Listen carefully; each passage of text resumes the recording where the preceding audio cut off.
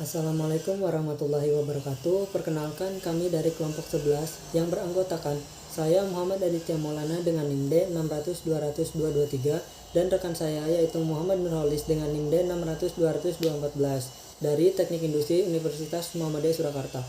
Kami di sini akan membuat video post-test praktikum pemrograman komputer 2021 dengan 4 modul. Yang pertama Python dasar, yang kedua Python GUI dengan V1, yang ketiga web statis dengan Django, dan yang keempat web dinamis dengan Django. Yang pertama, modul 1 Python dasar.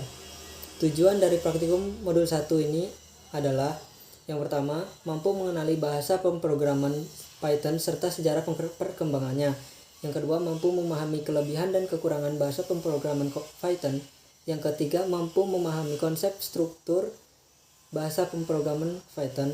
Yang keempat, mampu menerjemahkan algoritma dan flowchart menjadi aplikasi menggunakan Python. Yang kelima, mampu membuat program aplikasi sederhana untuk menyelesaikan permasalahan dalam perkuliahan.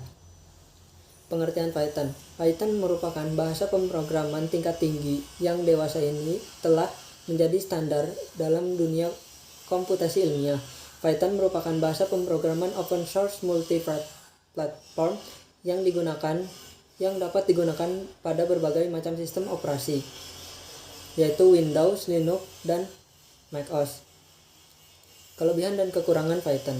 Kelebihan, yang pertama, tidak membutuhkan pendeklarasian variabel. Yang kedua, program yang ditulis Python mudah dibaca dan dipelajari. Yang ketiga, Python memiliki kemampuan yang tinggi dan mampu menciptakan aplikasi sederhana. Kekurangannya, yang pertama, program numerik yang dijalankan oleh Python lebih lambat ketimbang dijalankan menggunakan bahasa pemrograman terkomplikasi. Yang kedua, Python memberikan tingkat efisiensi dan flexibility trade-off by dengan tidak memberikannya secara menyeluruh. Python bukan alat bantu terbaik untuk komponen kerja kritis. Pengertian algoritma dan flowchart. Algoritma adalah urutan langkah untuk menyelesaikan permasalahan tertentu, sedangkan flowchart adalah alat pemetaan sederhana yang menunjukkan urutan tindakan dalam proses bentuk yang mudah dibaca dan dikomunikasikan. Selanjutnya, penjelasan skrip pengulangan dan pengandaian. Contoh skrip perulangan. Contoh skripnya yaitu while input barang .lower kurung buka kurung tutup tidak sama dengan ya. Artinya perulangan akan terus berlanjut hingga nilai yang dimaksud bernilai benar atau bernilai ya. Jika variabel tidak sama dengan ya, maka perulangan akan terus berlanjut. Perintah while yaitu digunakan untuk melakukan perulangan input sehingga pilihan menghasilkan data yang benar. Berikut ada skrip dari pengandaian. Skrip di samping adalah contoh skrip pengandaian yang saya gunakan. Perintah if membercard.lower sama dengan kurung buka kurung tutup sama dengan y digunakan untuk mengeksekusi jika pembeli mempunyai member card. Apabila pembeli mempunyai member card dan mengetahui kode voucher, maka akan mendapatkan diskon. Dan apabila kode yang dimasukkan salah, maka pembeli tidak akan mendapatkan diskon. Perintah elif member card lower sama dengan n digunakan untuk mengeksekusi jika pembeli tidak mempunyai member card. Apabila pembeli tidak mempunyai member card, maka pembeli tidak akan mendapatkan diskon. Perintah else, print program tidak dapat merespon, kembalian sama dengan payment dikurangi total. Digunakan jika pembeli memasukkan angka yang bernilai selain y dan n, maka program akan muncul pemberitahuan program tidak dapat merespon. Selanjutnya penjelasan mengenai tipe data dan operator yang digunakan pada program. Contoh tipe data, yang pertama integer, digunakan untuk bilangan bulat. Untuk skripnya harga sama dengan in dalam kurung input dalam kurung harga. Yang kedua string adalah tipe data yang memuat satu karakter atau lebih yang diapit oleh tanda petik. Contoh skripnya adalah print sama dengan petik 2 masukkan kode barang ke petik 2 kurung tutup. Yang ketiga float adalah tipe data yang digunakan untuk bilangan desimal. Contoh skripnya adalah float dalam kurung dictionary kurung siku harga. Contoh operasi yang saya gunakan yaitu operator tidak sama dengan. Operator ini digunakan untuk membandingkan dua buah nilai. Contoh skripnya adalah while input underscore barang dot lower tidak sama dengan ya. operator tambah sama dengan. Operator ini digunakan untuk menambahkan nilai secara otomatis. Contoh skripnya adalah P tambah sama dengan 1. Saya Muhammad Nurkolis dengan ID 200-200-214. Kali ini saya akan menerangkan mengenai modul 2 dan modul 3. Di modul 2 terdapat tujuan mengenai 1. Praktikan mampu membuat aplikasi sederhana menggunakan Python 2. Yang kedua, perhatikan mampu menerjemahkan aplikasi dari Python dasar ke bentuk GUI. Yang ketiga, perhatikan mampu menerjemahkan algoritma dan flowchart menjadi aplikasi menggunakan Python GUI dengan Python 2. Yang kedua, mengenai penjelasan GUI dan Python 2. GUI kali ini, menurut Anda Setiawan, adalah antarmuka pada sistem operasi atau komputer yang menggunakan menu grafis agar mempermudah para penggunanya untuk berinteraksi dengan komputer atau sistem operasi secara sederhana. Sedangkan Python 2 adalah bahasa pemrograman Python yang sudah resmi hingga menyediakan beberapa akses kerangka yang sangat lengkap. Python 2 memiliki arti pengikatan pada Python dari toolkit hingga ke GUI, dan Python 2 juga berlisensi LGPL dengan versi 3D atau GPL versi 2.0 untuk komersil pada lisensi. Selanjutnya saya akan menjelaskan pembuatan skrip pada modul 2. Di sini terdapat skrip menu utama, terdapat import PCS. Ini berfungsi untuk mengakses program atau menjalankan program pada sistem. Di sini terdapat from Python 2 titik UI, Python 2 titik power, Python 2 titik widget. Ini berfungsi untuk mengikat keseluruhan dari titik UI, titik power, titik widget dan Python 2 ke programnya. Di sini juga terdapat judul label ini berfungsi untuk menampilkan label pada tampilannya. Juga terdapat judul setpoint ini untuk mengukur setpoint yang ada di tampilannya. Judul move ini untuk mengukur tabelnya atau tulisannya. Selanjutnya terdapat file menu. Menu di sini untuk menampilkan kata file pada menu bar. Info menu ini berfungsi untuk menampilkan kata informasian pada tampilannya. Terdapat di sini terdapat informasian ada 2, perhitungan, terdapat gaji karyawan dan pendapatan, sedangkan daftar terdapat e-kaos dan stok barang. Selanjutnya kita akan menghubungkan ke gaji karyawan. Kita jelaskan ke scriptnya terlebih dahulu. Kita langsung ke dev datanya langsung. Di sini terdapat label. Label di sini berfungsi untuk membuat tulisan yang akan muncul di program landingannya. Contohnya seperti ini. Sedangkan di dev data ini terdapat pilihan edit dan key combo block. Terdapat perbedaan pilihan edit dan key combo block. Ini yaitu jika key combo block kita klik akan muncul seperti ini atau secara otomatis ya. Jadi, kalau pilihan edit ini maka kita bisa mengubahnya dengan cara menuliskannya sesuai dengan yang ada di tabel. Bisa tulis misalnya rapi, kita bisa tulis dan kita bisa menghapuskannya. Di dalam pilihan edit terdapat kata true. True di sini berfungsi untuk tidak bisa mengubahnya pada pilihan edit tersebut. Contohnya seperti ini, gaji penghasilan, dan terdapat pada gaji total bayaran per hari. Kita langsung ke data 3. Data 3 ini terdapat hipus buton. Hipus buton ini tombol-tombol yang berada di bawah, mulai menghitung, dan zoom. Kemudian langsung ke dev layout. Dev layout di sini terdapat arrow seperti yang berfungsi untuk memposisikan widget sesuai yang kita mau, atau terdapat tulisan di sini nama karyawan, pekerjaan, file sampai gaji kepala. Selanjutnya kita tarik bawah menuju ke dev hitung. Dev hitung di sini terdapat lembur underscore jam sampai dengan lembur kali 20.000. Jadi lembur ini adalah fungsi yang kalian buat untuk menuliskan lemburnya di lembur yang terdapat di slide baris 6 ini. Terdapat juga bulan sama dengan gempa kerja kali hari, terdapat di slide baris 4 ini. Maka kita bisa tuliskan misal namanya Rabu, Pekerjaannya kita operator, contohnya kita misal 12,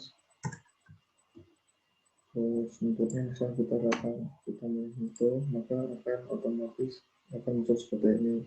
Jika ingin ulangi hitung, kita klik ulang hitung. Jika ingin kembali hitung, kita klik dan akan menuju ke tampilan menu utama.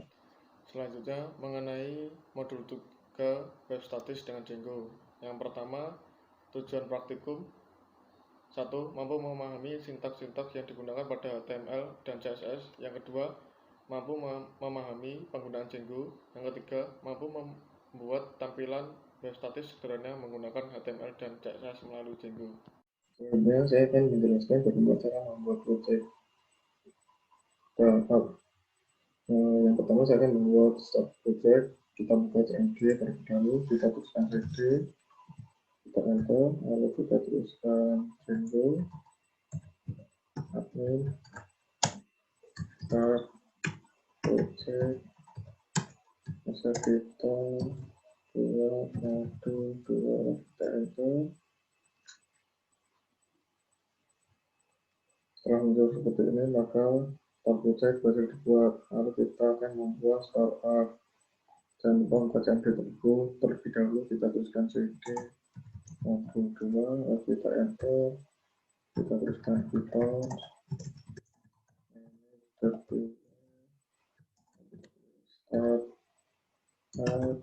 Bisa kita buat kontak. Jangan sampai tulisannya salah atau tipe.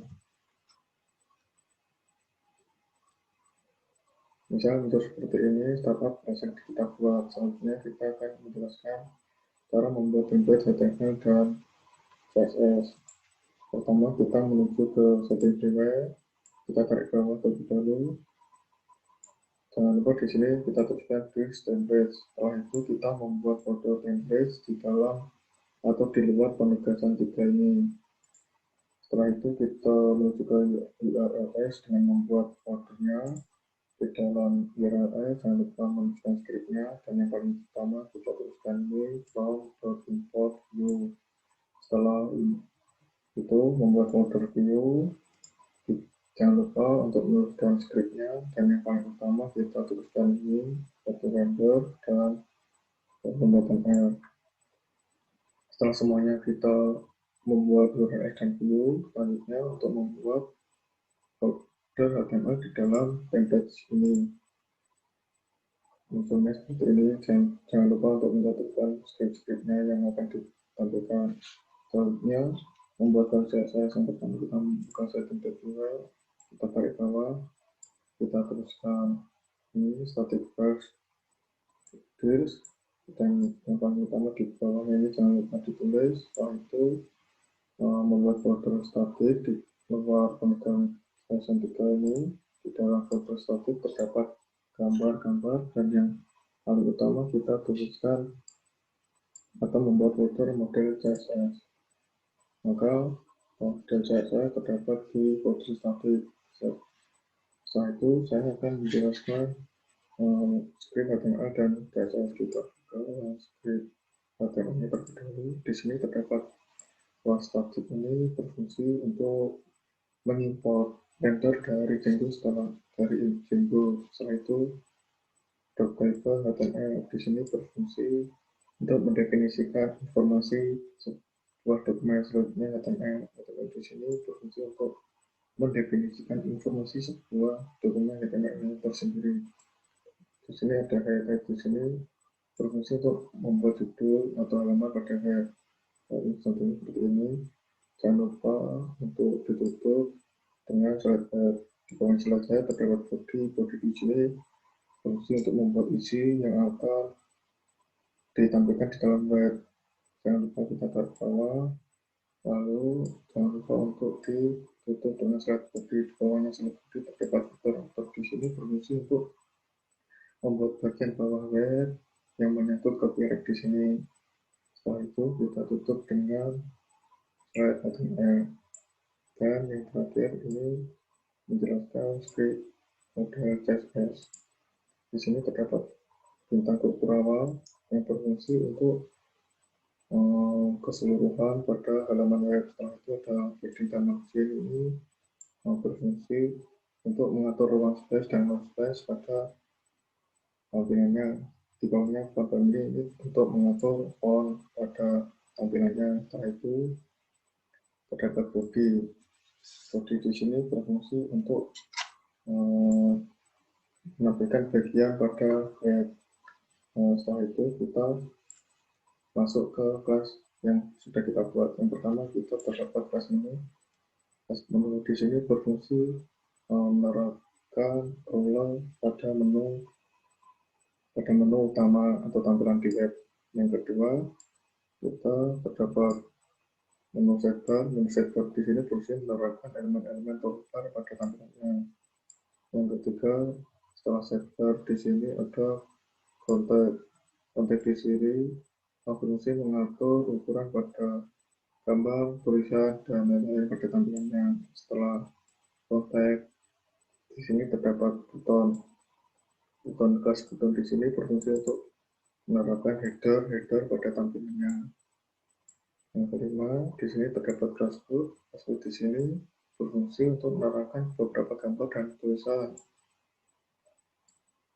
Dan yang terakhir di sini terdapat footer. Footer di sini berfungsi untuk catatan lagi pada bagian bawah halaman di sini. Sekian dari saya penjelasan modul 2 dan modul 3. Selanjutnya akan dijelaskan oleh rekan kelompok kami. Sini saya akan menjelaskan tentang modul 4 yaitu web dinamis dengan Django. Tujuan dari praktikum modul 4 ini yaitu yang pertama, mengenal dan mengetahui cara kerja website dinamis. Yang kedua, mampu membuat database dan tabel pada MySQL. Yang ketiga, mampu memanipulasi data di dalam tabel. Penjelasan database dan manfaat database dalam sebuah perusahaan. Database adalah basis data yang terhubung pada kumpulan-kumpulan data yang disimpan secara bersamaan pada suatu website atau media dan dikontrol dengan cara tertentu, sehingga mudah untuk digunakan maupun ditampilkan kembali. Manfaat dari database bagi perusahaan yaitu mampu mengakses dan menyimpan data perusahaan secara sistematis yang nantinya akan diolah lebih lanjut. Selanjutnya, saya akan menjelaskan tentang CRUD atau Create, Read, Update, dan Delete. Yang pertama adalah create. Kita bisa menggunakan views.create pada urls.py untuk menampilkan data yang telah dibuat. Data tersebut akan ditampilkan berupa tabel. Berikut ini adalah contoh tabel dari daftar distribusi perusahaan, yaitu nama laptop, nomor seri, tahun pembuatan, tahun masuk barang, stok barang, warna, harga barang, jumlah terjual, dan aksi. Yang kedua ada read, yaitu membaca suatu data yang berada di database, kemudian ditampilkan pada web menggunakan bahasa pemrograman PHP. Yang ketiga ada update. Kita bisa mengupdate suatu data dengan menggunakan depth update yang telah dihubungkan dengan formulir untuk memperbaharui data. Seperti contoh di samping.